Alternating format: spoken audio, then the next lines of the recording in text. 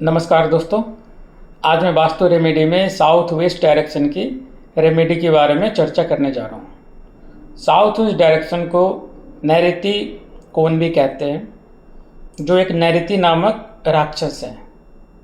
तो इससे हम ये समझ सकते हैं कि इस दिशा में नेगेटिव एनर्जी, नकारात्मक ऊर्जा, देवता पितृगण है।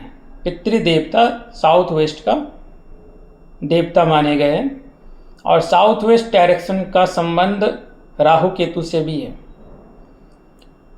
तो साउथ वेस्ट डायरेक्शन घर में सभी दिशा से ऊंची होनी चाहिए।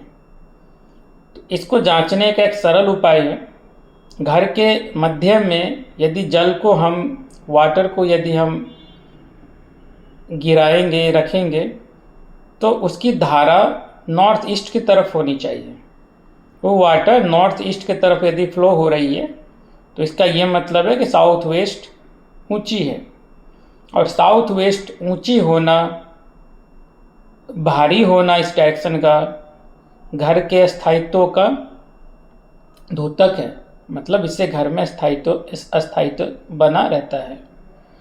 साउथ वेस्ट को बैलेंस करने के लिए साउथ वेस्ट में आप बड़े बड़े हैवी ब्रिक्स, पत्थर ये सब रख सकते हैं। साउथ वेस्ट में जल का कोई स्रोत नहीं होना चाहिए। आप अपने घर में देखिए, साउथ वेस्ट में वाटर के कोई भी सोर्स नहीं होना चाहिए। इवन एसी के बहुत सारे घर में एसी के जो वाटर होते हैं साउथ वेस्ट में, उसका वहाव होता है, उसको हमें बंद करना होता है।